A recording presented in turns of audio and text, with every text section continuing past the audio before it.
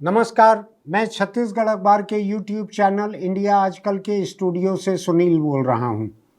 हम एक दूसरे प्रोजेक्ट के लिए स्टूडियो में थोड़ा सा फेरबदल कर रहे हैं, इसलिए हो सकता है अगले कुछ दिन मैं आपको बैठा हुआ नजर आऊं यहाँ पर।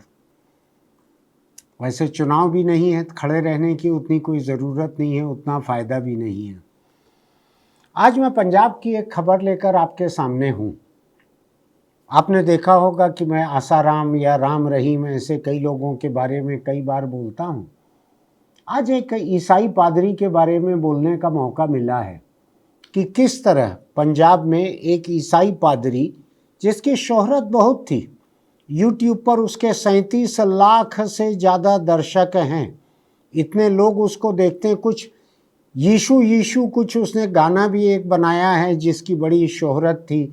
वो चंगाई सभा भी करता था, लोगों को ठीक करने का, जो पाखंड रहता है बीमारों को ठीक करने का, वो भी करता था। उसने एक church of glory and wisdom ऐसा एक चर्च भी अपना बना लिया था। पास्टर बजिंदर सिंह, पादरियों को ईसाइयों के एक हिस्से में पास्टर भी कहते हैं, तो ये धर्म प्रचारक रहते हैं, प्रार्थना करवाते हैं, चर्च का कामकाज देखते हैं। तो ये बजिंदर सिंह बड़ा लोकप्रिय था वहाँ पर। था इसलिए कह रहा हूँ मैं कि अब जेल उसके सामने है। एक महिला से बलात्कार, ब्लैकमेलिंग, बलात्कार का वीडियो बनाना, इन सब में उसको उम्र कैद हुई है एक जिला अदालत से। उम्र कैद हुई है एक महिला से। और ज़्यादा खतरनाक बात यह है कि ये महिला उसकी अनुयायी भी थी, मानने वाली थी उसको। पादरी को कई लोग, पादरी, पुजारी, मुल्ला और कोई बौद्ध भिक्षु, इन सबको लोग जो हैं ईश्वर का या किसी का दूत मान लेते हैं, जिस धर्म की जैसी इन व्यवस्था हो वैसा। तो इस पादरी को कई लोग ईश्वर का, यीशु मसीह का दूत भी मान लेते होंगे। ऐसा कई बार हमने देखा है। कोई मठ के महंत जैसे बलात्कार करते हैं कई बार। आपने देखा होगा आसाराम बापू ने अपने भक्त परिवार की नाबालिग बच्ची के साथ जो किया, या राम रहीम के ऊपर बलात्कार, हत्या, कई तरह के मामले चल रहे हैं, कई जगह होता है ऐसा। तो इस बार पंजाब का एक ईसाई पादरी बजिंदर सिंह, जो बड़ा चर्चित नाम था, उसके समर्थक बहुत थे। कल जब मोहाली की अदालत में इसके खिलाफ फैसला हुआ तो पुलिस को अलग से इंतजाम करना पड़ा था बहुत सारा, क्योंकि पिछली बार जब इसकी पेशी वगैरह चल रही थी तो अदालत के बाहर इसके अनुयायी, इसके समर्थक बड़ा प्रदर्शन करते थे। तो इसकी जो भक्त जो थी, इसको मानने वाली महिला जो थी, उस महिला को विदेश भेजने वगैरह का झांसा देकर इसने उसके साथ बलात्कार किया, उसके वीडियो भी बना लिए, उसको ब्लैकमेल करते रहा कि ये वीडियो एक्सपोज कर दूंगा। जज ने इसको उम्र कैद सुनाई है, 1 आध साल का कुछ और भी सुनाया है। उम्र कैद के बाद मैं नहीं जानता और 1 साल क्या बचेगा इसके पास में। लेकिन एक चीज़ है कि उम्र कैद यानी इसकी उम्र पूरी होने तक, नौजवान जैसे दिखता है, छोटे छोटे बच्चे हैं इसके, तो इसकी उम्र पूरी होने तक मुझको लगता है कि जिस जेल में ये रहेगा वहाँ पे ये ईसाई धर्म का पर्याप्त प्रचार कर सकेगा, ऐसा लगता है मुझको। यही काम बाहर करता था। जब अदालत इसको सजा सुना रही थी तो इसने रहम की भीख मांगी जज से और कहा कि साहब मेरी पत्नी की तबीयत ठीक नहीं रहती। अब देखिए आप, दुनिया का इलाज करता है चंगाई सभा करके, पत्नी की तबीयत ठीक नहीं है ये कह के जज से रहम मांग रहा है। ये कह रहा है मेरे छोटे छोटे 3 बच्चे हैं। जिसके छोटे छोटे 3 बच्चे हैं उसको दूसरी महिला से, पत्नी के अलावा किसी दूसरी महिला से बलात्कार करने की ऐसी कौन सी ज़रूरत पड़ गई थी। लेकिन धर्म का कारोबार इसी तरह का रहता है। धर्म लोगों को अंधभक्त बना देता है और ऐसी अंधभक्ति में बहुत सारी महिलाएं, लड़कियां झांसे में आ जाती है। और केवल लड़कियां और महिलाएं नहीं, दुनिया के बहुत सारे देशों में छोटे छोटे लड़के भी पादरियों के यौन शोषण के शिकार होते हैं। ये नया नहीं बतला रहा हूँ आपको मैं, कई दशक हो गए हैं मुझको पढ़ते हुए कि रोमन कैथोलिक क्रिश्चियन जो हैं, जिनके गुरु जो हैं पोप हैं वेटिकन के, उस पोप के मातहत जितने चर्च आते हैं, वहाँ के पादरी कई जगहों पर अंधाधुंध सेक्स शोषण करते हैं बच्चों का। हजारों, दसियों हजार बच्चों का सेक्स शोषण पादरियों ने किया है और चर्च ने उसको हमेशा दबाने की कोशिश की है। पोप ने हमेशा दबाने की कोशिश की है, पादरियों को बचाने की कोशिश की है। छोटे छोटे बच्चों का यौन शोषण, 8 साल, 10 साल, 12 साल के बच्चों का यौन शोषण, ये चर्च ऑफ इंग्लैंड, जो यूनाइटेड किंगडम ब्रिटेन में जो है चर्च ऑफ इंग्लैंड, वहाँ के पादरियों का यही हाल है।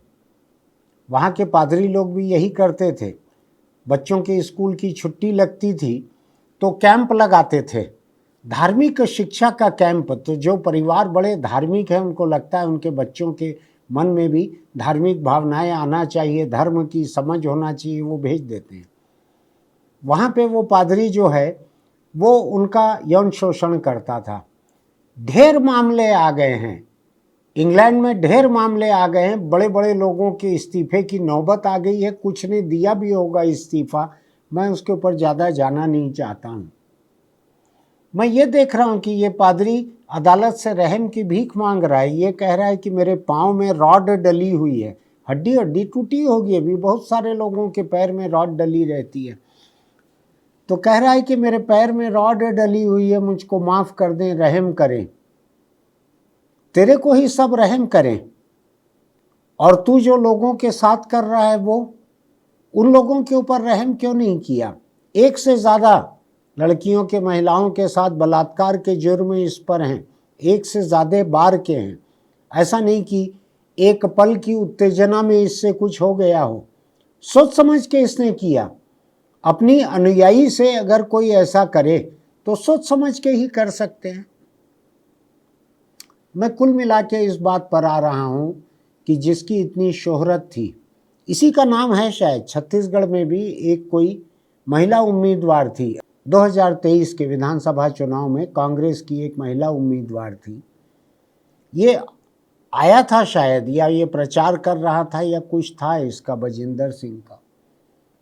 तो उस महिला उम्मीदवार ने कुछ इसके बारे में पिता तुल्य या ऐसा कुछ कहा था, जिसको लेके अभी लगातार बीजेपी हमले कर रही है कि यही है तुम्हारा पप्पा, यही पप्पा है ना, अब माफ़ी मांगो, ये बलात्कार करते पकड़ाया है तुम्हारा पप्पा, ऐसा बीजेपी कह रही है।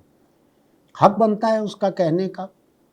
लेकिन मैं कुल जमा एक बात कहना चाहता हूँ, चाहे वेटिकन के, इटली के, इंग्लैंड के, अमेरिका के चर्च रहें, चाहे कोई और संस्थान रहे, जहाँ कहीं धर्म की एक आड़ मिलती है लोगों को, उस आड़ के पीछे इस तरह की बहुत सारी हरकतें होती है। मैंने ऐसे कुछ मठों के महंत देखे हुए हैं जो इसी तरह का धंधा छोटे छोटे लड़कों के साथ करते हैं। मुझको एक वीडियो भी देखने मिला छत्तीसगढ़ के एक बड़े मठ के महंत के बारे में। मैं साफ साफ पहचान गया, कोई दिक्कत नहीं थी। बड़ा अच्छा स्टिंग ऑपरेशन था, खूब साफ सुथरा वीडियो बना है। और वो महंत छोटे बच्चे के साथ बलात्कार करते दिख रहा है, नाबालिग बच्चे के साथ। ऐसा देखने में मिला है मुझको वीडियो, मेरे पास है नहीं, देखने मिला है मुझको। तो धर्म को लेके बहुत सावधान रहने की ज़रूरत है, चाहे कोई भी धर्म रहे आपका। अपने बच्चों को, घर की लड़कियों को, महिलाओं को ऐसे खतरे में मत डालिए।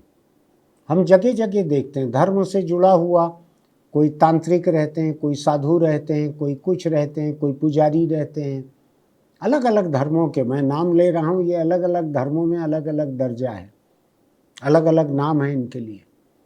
उन तमाम धर्मों में ये लोग इसी तरह के कुकर्म करते हुए पकड़ाए हैं। हर कोई नहीं, लेकिन कोई न कोई पकड़ाए हैं। ईश्वर के करीब रहने की ये नौटंकी जो रहती है, वैसे तो मैं तो ईश्वर को नहीं मानता, लेकिन जो लोग मानते हैं उनके ईश्वर के करीब रहने की ये जो नौटंकी रहती है, ये बहुत मदद नहीं करती है। लोगों का अपने ऊपर काबू नहीं रहता है। जब मौका मिलता है किसी औरत पर, लड़की पर, बच्चे पर, लड़के पर झपट पड़ते हैं। ये जो राम रहीम जो है ना, बाबा राम रहीम, क्या गुरमत दास, क्या क्या नाम है उसका, बहुत सारा नाम है, गुरमीत राम रहीम, ऐसा कुछ कुछ है। उसके बारे में तो कहा जाता है कि उसके भक्त जो पुरुष थे, उनके अंगों को काट काट के, सर्जिकली काट काट के, और उनको किन्नर बनाता था। ये मैं नहीं जानता ये सच है कि नहीं, लेकिन ऐसे बहुत सारी किस्से हैं, बहुत सारी शिकायतें हैं। धर्म की आड़ लोगों को दुनिया के सबसे बुरे काम करने का मौका देती है। आपने देखा होगा तालिबान किस तरह से करते हैं, सेक्स स्लेव बनाते हैं, बलात्कार के लिए गुलाम बनाते हैं लड़कियों को, महिलाओं को। धर्म से अगर आपका वास्ता है, मैं आपको नास्तिक होने के लिए नहीं बैठा हूं यहाँ पे, नास्तिक बनाने के लिए, लेकिन धर्म से अगर आपका वास्ता है तो थोड़ा सावधान रहिएगा, अपने परिवार को बचा कर रखिएगा। जहाँ कहीं कोई ब्रह्मचारी रहते हैं, चाहे किसी भी धर्म के हों, तो उसको ब्रह्मचारी मान के चलिएगा कि वो भ्रम है, वो ब्रह्म नहीं है, ब्रह्मचारी है, कोई भी धर्म के रहे। जो बदन की जो प्राकृतिक जरूरतें रहती है उसको काबू में रखना, उसकी चुनौतियों को बर्दाश्त करना इतना आसान भी नहीं रहता है। हर कोई ऐसा नहीं कर सकते हैं। मैं आपको एक किस्सा बताता हूँ। मेरी एक दोस्त है, वो अमेरिका की एक बहुत बड़ी फोटोग्राफी की एक मैगजीन है, उससे एक फोटोग्राफर आने वाला था हिंदुस्तान। तो उसने किसी को रिसर्च असिस्टेंट ढूंढा, वो नागा साधुओं पर फोटोग्राफी करना चाहता था, फोटो फीचर। तो अमेरिका के बड़े मैगजीन का बड़ा फोटोग्राफर था, समय की कीमत थी। तो उसने हिंदुस्तान में एक हिंदुस्तानी को रिसर्च असिस्टेंट बनाया। तो लक्ष्मी नाम की एक महिला है, वो मेरी दोस्त हैं, वो उसकी रिसर्च असिस्टेंट बनी यहाँ पे। और नागा साधुओं के अखाड़े में उनकी ज़िंदगी को देख के, फ़ोटो के लायक नज़ारे देखना, छांटना। वो एक हफ्ता रही वहाँ पे फोटोग्राफर के आने के पहले। उस अखाड़े में, उस पूरे दौर में क्या क्या किया लोगों ने, उसके साथ क्या क्या कोशिश की। वो थी बहुत ताकतवर थी, बड़ी बड़ी हौसले वाली थी लक्ष्मी। जिन जिन लोगों ने उस अखाड़े में उसके साथ रात को ज्यादती की कोशिश की, उसने सबको ठिकाने लगाया। अगले दिन सुबह जब भक्तों को दर्शन दे रहे थे, उस वक्त उनको उजागर किया कि तू रात को ये काम करता है, सवेरे दर्शन दे रहा है और ये बाजीगरी दिखा रहा है अपने अंगों से। तो मैं कुल मिला के ये कह रहा हूँ कि आपकी धार्मिक आस्था आपके लिए बहुत अच्छी चीज़ हो सकती है, मुझको कोई दिक्कत नहीं है। आपकी आस्था अगर आपको ताकत देती है तो ज़रूर आस्थावान बने रहिए, लेकिन ध्यान रखिएगा, आपकी आस्था के जो केंद्र रहते हैं, जो पुजारी रहें, मुल्ला रहें, पादरी रहें, ग्रंथी रहें, कोई और रहें, इनसे सबसे सावधान रहिएगा। ये कई तरह के काम करते, अलग अलग जगहों पर पकड़ाते हैं। अपने परिवार को बचा कर रखिएगा, खुद भी बच कर रहिएगा। ये जो राम रहीम नाम का जो प्राणी है, उसने बालिग पुरुषों को जिस तरह से सर्जिकली उनके कुछ अंग कटवा कर और उनको किन्नर बनाकर, अपना गुलाम बनाकर वहाँ रखा, ये कम भयानक नहीं है मामला। ये केवल हिंदुस्तान है जहाँ धर्म के नाम पे कई तरह के जुर्म लंबे समय तक चल जाते हैं। मैं कई बार इस किस्से को गिना चुका हूँ, एक बार और गिना देता हूँ। छत्तीसगढ़ का एक सबसे बड़ा मठ है, उसका एक महंत, जिसको कि ब्रह्मचारी रहना था, उसने अपनी गर्लफ्रेंड, एक महिला, उससे उसका बेटा हुआ, वो बेटा भी बालिग हो गया, वो मारपीट करने लगा, उससे जिसका झगड़ा हुआ, तो जिसने बेटे को पीटा, नाजायज औलाद कहलाएगी, मैं नाजायज नहीं मानता, लेकिन धार्मिक भाषा में जिसको नाजायज कहा जाएगा। तो महंत ने खड़े रह के लठैतों से उसकी हत्या करवा दी, जिसने बेटे को हाथ लगाया था। आखिर उसका खून था, उसके खून पे अगर किसी ने हाथ उठाया था तो मरवा दिया उसको। उसके बाद अविभाजित मध्य प्रदेश के ब्राह्मण मुख्यमंत्री थे, उन्होंने किसी तरीके से उनके रहते हुए एक ब्राह्मण फांसी पे न चढ़े महंत, इसलिए उन्होंने कॉलेजों के लिए बहुत सारी ज़मीनें दान करवाई, बहुत सारा पैसा दिलवाया, उससे कॉलेज बने और उन्होंने केस को रफा दफा करवाया, ख़त्म करवाया। सत्ता ऐसा बहुत कुछ करवा सकती है। एक ब्राह्मण ने दूसरे ब्राह्मण के लिए ऐसा करवाया जान बचाने के लिए। मुझको कोई दिक्कत नहीं है उसमें। मैं उस वक्त शायद पैदा भी नहीं हुआ रहा हूँगा या बहुत छोटा रहा हूँगा, तो मेरे ऊपर कोई जिम्मेदारी नहीं है।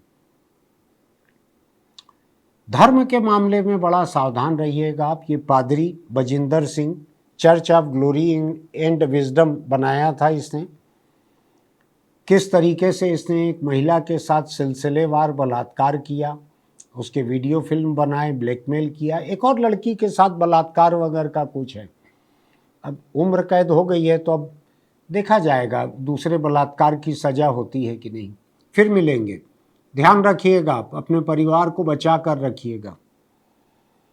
आपको अगर मेरी ये वीडियो अच्छे लगते हैं तो हमारे YouTube चैनल इंडिया आजकल को सब्सक्राइब कीजिएगा, लाइक कीजिएगा, नोटिफिकेशन की बटन दबाइएगा, कमेंट कीजिएगा, अपने दोस्तों को भी भेजिएगा ताकि वो भी सावधान रह सकें, उनके परिवार सुरक्षित रह सकें।